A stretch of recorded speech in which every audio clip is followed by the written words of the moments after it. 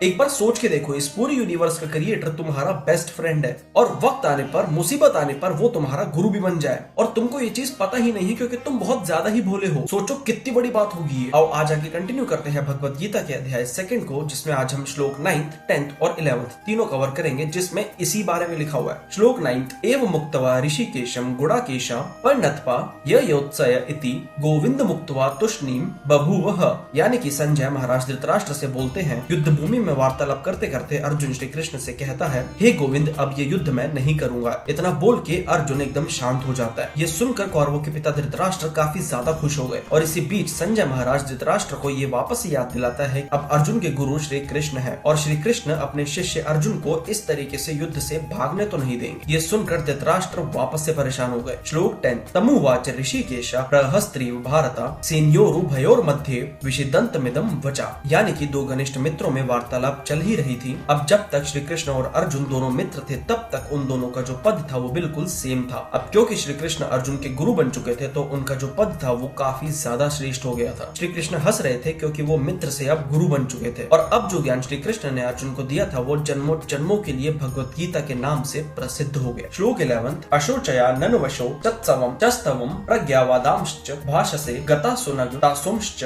नानुशोचन्ति पंडिता। यानी कि श्री कृष्ण ने अर्जुन को डांट लगाते हुए ये कहा कि तुम उन लोगों के लिए शोक कर रहे हो जो एक्चुअली में शोक करने के योग्य ही नहीं है। विद्वान व्यक्ति न तो जीवित के लिए न ही मृत के लिए शोक करते हैं। हमारी आत्मा हर जन्म के साथ नए नए शरीरों के साथ जन्म लेती है और आज नहीं तो कल, कल नहीं तो परसों इस शरीर की मृत्यु निश्चित है। शरीर से ज्यादा आत्मा इंपॉर्टेंट है और इस तथ्य को यानी कि इस फैक्ट को जो भी जान लेता है वो ही एक्चुअली में विद्वान कहलाता है। अब श्री कृष्ण अर्जुन से ये कहते हैं कि इस बात को ध्यान में रखते हुए श्लोक करने का तो कोई रीजन ही नहीं है। तो गाइस आप मुझे अब कमेंट करके जरूर बताना कि आपको इस सीरीज में आगे बढ़ते हुए मजा आ रहा है या फिर नहीं। आपको कुछ समझ नहीं आ रहा है तो आप उसको कमेंट कर देना, मैं कमेंट में उसका रिप्लाई कर दूंगा, नहीं तो आने वाली वीडियो में उसको कवर कर दूंगा। आज के लिए इतना ही रखते हैं। हरे कृष्णा।